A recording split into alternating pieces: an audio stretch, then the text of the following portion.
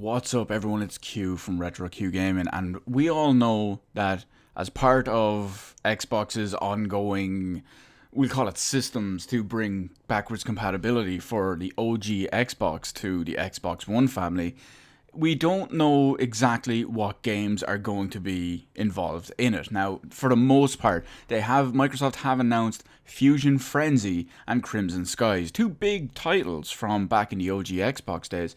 Other than that, it's been pretty quiet and they've been pretty tight-lipped about the whole thing. Other than the fact that those two games will make an appearance on it at some point and that it should be available at some point later this year. Now, having said all that, it looks like Gamestop, of all places, may have accidentally, inadvertently leaked the probably day one list of Xbox backwards compatible games. So originally, if you went to Gamestop.com, the US version, because the Irish version is terrible, but it was on the US one. Having said that, as of the time of recording this video versus when I rechecked it earlier, it did work earlier, they were all there earlier, but now Gamestop.com, the US side of it, is now down for maintenance. Convenient. Anyway, if you went on to GameStop.com and you clicked on trade-in, you went to games and you could search. If you went and looked for backwards compatible titles for Xbox, you would get a list of over 20 games. Now here's the list on here as well. So, as far as what GameStop had listed anyway, it was Half-Life 2, Soul Calibur 2, Halo 2, Halo 1, Call of Duty 3, Playboy The Mansion, I know, right? Ninja Gaiden, Sonic Heroes, Doom 3 Resurrection of Evil, Burnout 3 Takedown, Doom 3, Spyro A Hero's Tale, Fable, Mortal Kombat Deception, Counter-Strike, Grand Theft Auto 3, Jet Set Radio Future, Ninja Gaiden Black, Sims 2, and The Punisher. Now, that's a bit strange considering that, okay, fair enough, it's not a bad list by no means, but where's Crimson Skies?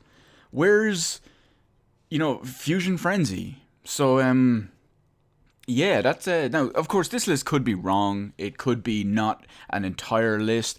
But to be absolutely honest, I think this list will be at least the majority of games that will be on there. It may not be every single game that's on there, but I do think that all of these titles will appear on day one for Xbox One OG backwards compatibility. Why do I think that? And why do I think GameStop would have the list for this? It's some of these games are big. Some of these are big OG titles. Some of them are not. So it wouldn't make sense just to randomly throw on games on there just for the sake of it, just to get games and start up a list. So what's most likely the case is high up at Microsoft have spoke to high up at GameStop and they said, here, listen, these are the ones, like, we want to stock your games. We want to stock your titles for a backwards compatibility program. We want to get the power to the players in a pre-owned this, that, and the other. What games can we put on there? So chances are Microsoft have given them a list, be it a partial or complete list, and I think that this would be at least all of the games on here, I think, will be part of the backwards compatibility, even if this isn't all of them. It just makes perfect sense when you think about it.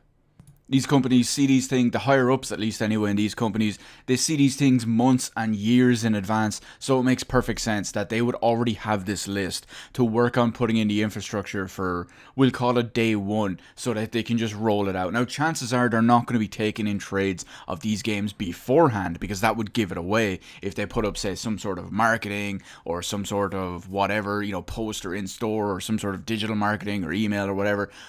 I don't think they do that until at least Microsoft fully, properly announce OG backwards compatibility and, well, not so much announce, but announce when it will be there and the games that will be supported on it. So I do think that this list is probably the majority of correct games, even if it's not all of them. I know I've said that like 10 times now, but you get the point. It's going to be curious to see what they do extra, because we all know there's the whole deal with where they've promised that the Xbox One S and Xbox One X will all use the power of the way they're done and the way they're doing the backwards compatibility, even for OG games. It will work better, blah blah blah. We'll see how it goes.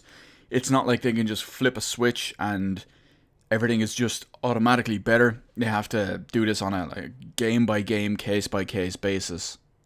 And last up, I do have a few games on that backwards compatibility list, some of which I bought as early or as more recent as last weekend, or well, not last weekend, but the weekend just over a week ago. There you go.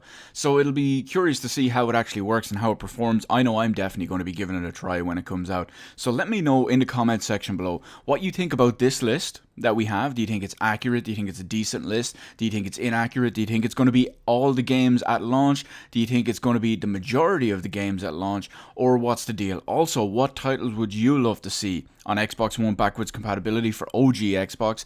And do you plan on trying it out as it is? So let me know all of that in the comment section below. Hit the like button, hit the subscribe button. Thank you for watching. I'll see you in the rest of the videos in my channel.